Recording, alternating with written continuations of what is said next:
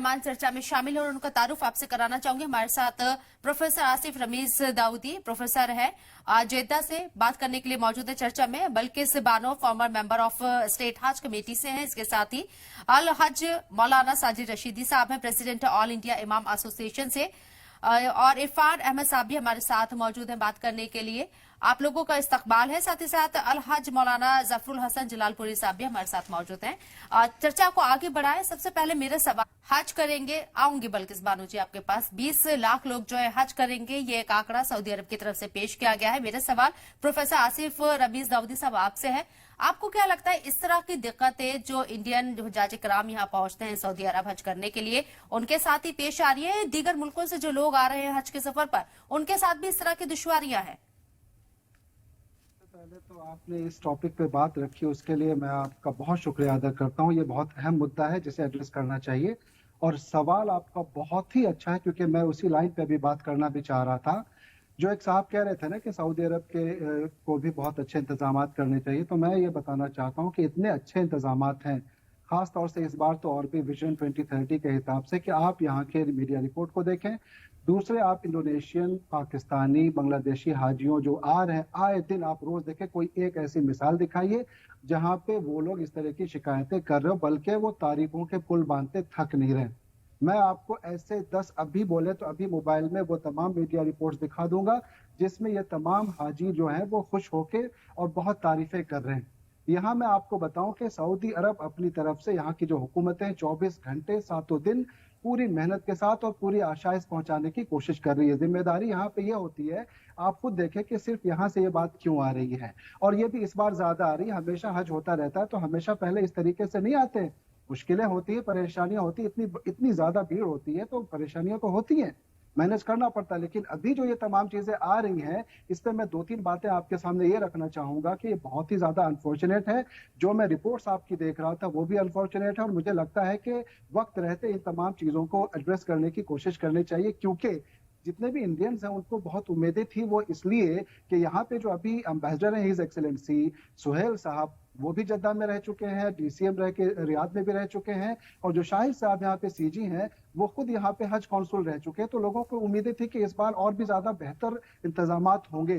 बरअक्स हो क्या रहा है कि यहाँ इतनी बद इंतजामी को देखने की नौबत आ गई है, और ऐसा जो आपने रिपोर्ट में देखा है कि रोड पे खाने की और इस तरह की परेशानियां आ रही है। इसमें होता क्या, बिल्डिंग्स कौन डिसाइड करता है, ये तमाम चीजें जो है ये फैसला कौन करता है, कौन कहाँ रहेगा कहाँ जाएगा, ये इंडियन जो अपना मिशन है वो करते हैं। और इरफान साहब भी इसमें मौजूद हैं, 4 साल तक वो भी मेंबर थे, उन्होंने भी खुद आके कई बार देखा है कि यहाँ पे किस तरीके से चीजें चलती हैं।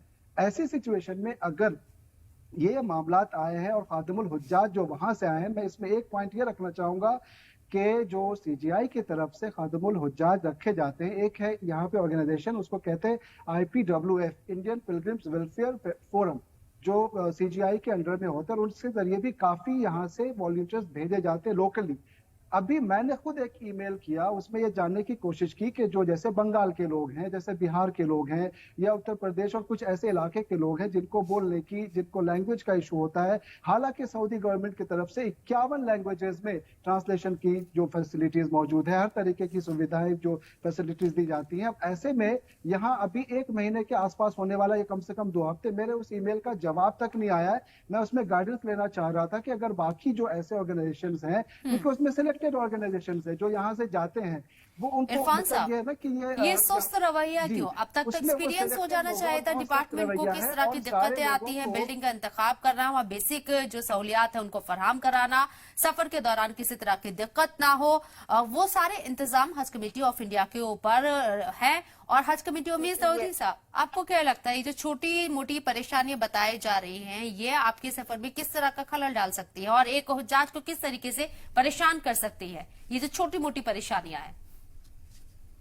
देखिए, हज का जो एक सफर होता है उसमें बहुत मुशक्कतें होती हैं, बहुत मेहनत होती है, और ये जो छोटी मोटी परेशानी अगर शुरू से होना शुरू हो जाएंगी, जो आम तौर से हमेशा हमने यहाँ पे नहीं देखा। 22 साल से इस इलाके में हूँ, 8 साल से जद्दा में हूँ, और लगभग डिकेड से ज्यादा यानी 15 साल से ज्यादा इस इलाके में रह रहा हूँ। तो मैंने इस तरह की परेशानियां पहले नहीं देखी है कि शुरुआत में ही इस तरह से लोग जो है परेशान होने लग जाए। और मैं कह रहा हूँ, जैसा आपने कहा कि 20 लाख, 2 मिलियन, 2019 में कितने थे, 2.5 मिलियन। जब इतने सारे हाजी होंगे तो बाकी दूसरे तमाम हाजियों को भी ये सेम परेशानियां होनी चाहिए ना। तो यहाँ आप दूसरी तरफ देख रहे हैं कि हर जगह से मैंने देखा, अगर उधर होंगी परेशानियां जरूर होंगी, लेकिन इस तरह की मैंने चीजें अभी तक नहीं देखी। मैं तारीफें ही सुन रहा हूँ हर मीडिया रिपोर्ट्स में। तो ये आगे आने वाले दिनों में बहुत प्रॉब्लम कर सकती है, क्योंकि मैं बताऊं कि 1,75,000 कोटा है हिंदुस्तान का। आपने कहा 80% हज कम्युनिटी के जरिए, 20% प्राइवेट टूर ऑपरेटर्स के जरिए हैं। प्राइवेट टूर ऑपरेटर्स की तरफ से ज्यादा कोई वैसी प्रॉब्लम्स आ नहीं रही है। वहीं आप देखें पाकिस्तान के अंदर 1,79,000 के आसपास पूरा क्या कोटा ये एक है। रीजन माना जा सकता है कि प्राइवेट ऑपरेटर्स जो है पैसा ज्यादा लेते हैं इसलिए पूरी सहूलियात देते हैं? देखिए, पैसा जहां तक ज्यादा लेने की बात यह है, तो अभी आपने खुद अपने रिपोर्ट में भी कहा, हम सब जान रहे हैं कि इवन हज कमेटी की तरफ से भी जो पैसे लिए गए हैं वो बाकी वक्त के हिसाब से तो ये दिन ब दिन बढ़ता ही जा रहा है ना। और दूसरी चीज ये है कि जब आप इस तरह से इंतजाम करते हैं तो आपको पहले से पता होता है कि कहाँ कितना खर्च आना है, किस चीज में कितना फंड जाना है। ऐसा नहीं है कि वो इंतजामी की या मिसमैनेजमेंट की वो एक बहुत बड़ी वजह हो सकती है, वो वजह बिल्कुल नहीं है। प्राइवेट टूर ऑपरेटर्स में क्या होता है कि वो थोड़ी फैसिलिटीज बेहतर दे देते हैं, रूम के जो खाने पीने का तमाम जो एक इंतजाम होता है वो एक डिफरेंट होता है, जो ट्रांसपोर्टेशन वो एक दूसरा मामला होता है। लेकिन आप ये देखें कि पहले आने वाले साल, पुराने गुजरे हुए सालों में भी ऐसी कोई बड़ी चीज नहीं देखी है शुरुआत में ही। इरफान साहब, बाद में कुछ प्रॉब्लम आती है तो आते, लेकिन एक जवाब दीजिए। अच्छा ठीक है, आसिफ साहब की जो है ना एक दो बातों से जो कंप्लीट है कर ले आसिफ साहब, बस छोटा सा रिएक्शन। और ये बात करने की हमने कोशिश भी की। आसिफ साहब, लास्ट रिएक्शन आपका। मैं इस पे ये कहना चाहूंगा कि बिल्कुल पॉलिटिकल डिबेट पे नहीं जाना चाहिए। मेरी दुआ है कि अल्लाह करे कि आने वाले दिनों में ये तमाम परेशानियां दूर हो जाए।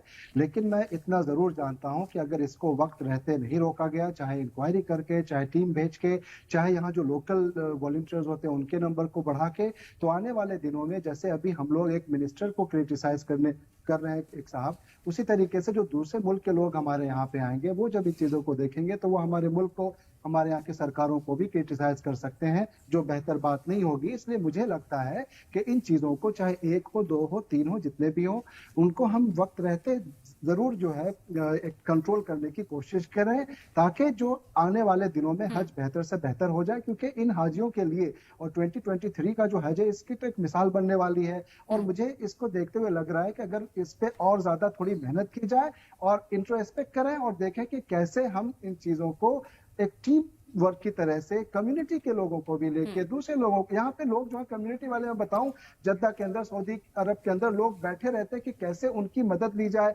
कैसे उनको आगे बढ़ के, ये कम्युनिकेशन होना चाहिए और इसके लिए कमेटी भी होनी चाहिए और मॉनिटरिंग सबसे ज्यादा जरूरी है। बहरहाल बहुत बहुत शुक्रिया आप